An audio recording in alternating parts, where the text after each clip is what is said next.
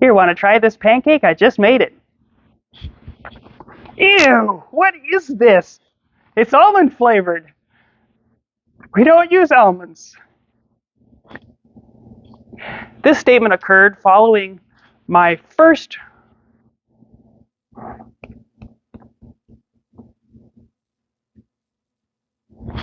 huh. This statement occurred following my introduction to the almond flavoring in my parents' spice cabinet. Thus beginning my journey into the flavors that simply do not go with other things. It also taught me the right amounts to put into things that one is making. Good evening, ladies and gentlemen, distinguished Toastmasters among us, and the guests we have. Bread making has been a lifelong process for me, punctuated with various successes and monumental failures, like the almond flavoring. Today I brought my most recent successful most successful version of a bread in the cinnamon roll many of you have had. This versatile dough can be constructed into various forms, as I've learned so far. I've decided to only experiment with wheat flour.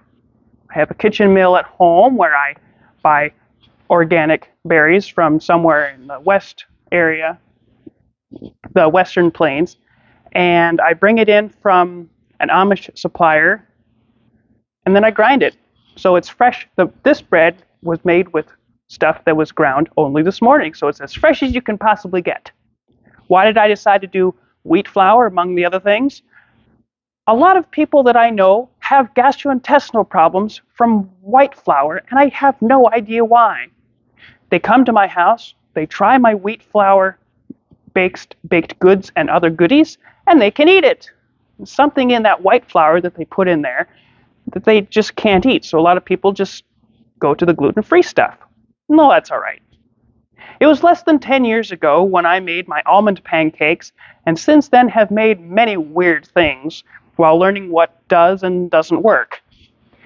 You probably could have told me that cheese and cocoa don't really go together, but I tried it anyway in a muffin. Surprisingly enough, people could taste the cheese, but they also tasted the cocoa, and that taught me that some people's taste buds are also different. So just because I can taste both flavors simultaneously and they don't contradict each other doesn't mean other people have that same event. Once upon a time, McDonald's, while I was working there, had cheesy bacon fries, which you could get. They were expensive, but they were delicious, and everybody seemed to like them. I don't know why McDonald's went out of business with them. But anyway, I discovered that the cheesy bacon portion, whatever cheese they had, went great on their chocolate chip cookies. So I tried to recreate that. But the few times that I tried, I failed miserably, and I have since abandoned that pursuit. Being a connoisseur of primarily baked goods, with the oven and such, less that than the skillet, I'm not much of a cook, I'm more of a baker, so that's where I devote my time. I discovered I really like yeast.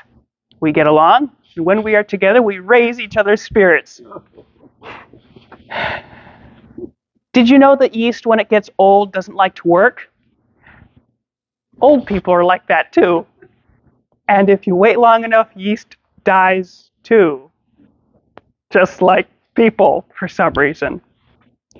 The bread scene here that I brought for your enjoyment was my most successful effort so far that I have mentioned. I used a method to hydrate the flour called odyssey. It's where you take the largest part of the flour and the largest part of the water, and you let it sit together and have a good conversation with itself in a bowl for about an hour. A large part of the water, a large part of the flour get together. They talk about how the kids are doing in school. They talk about what they're planning on doing for the summer. And after the conversation gets rolling, the gluten strands have formed nice, long bits of information, just like a conversation. And then I mix all the other ingredients for the bread in together. And I let it sit for another hour and a half while they proof. And then, just like the gluten strands, the conversation continues to get there, and the second proofing comes along, and after I have added the other ingredients together, I shape them and add a little bit of extra flour. In one half, I made two rolls. these things. You slice it and make a sandwich, kind of like the Toastmasters method, sandwich method. Loaves, that's what I was after. 2 loaves, and then I made cinnamon rolls also.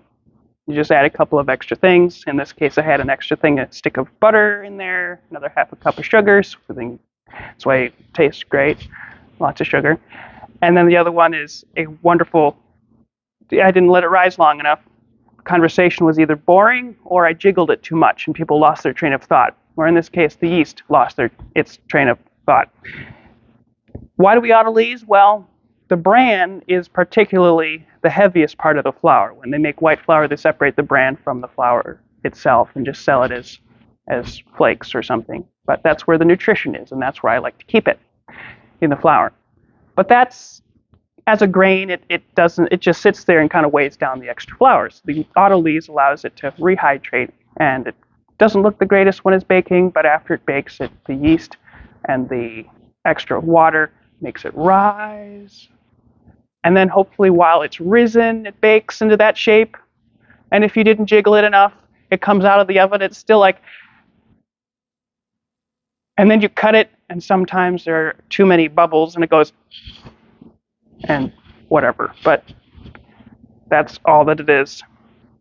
As I conclude, I look back on how far I've come from making the almond pancakes, which were absolutely garbage, and the muffins that had cheese and cocoa in them, which were also garbage.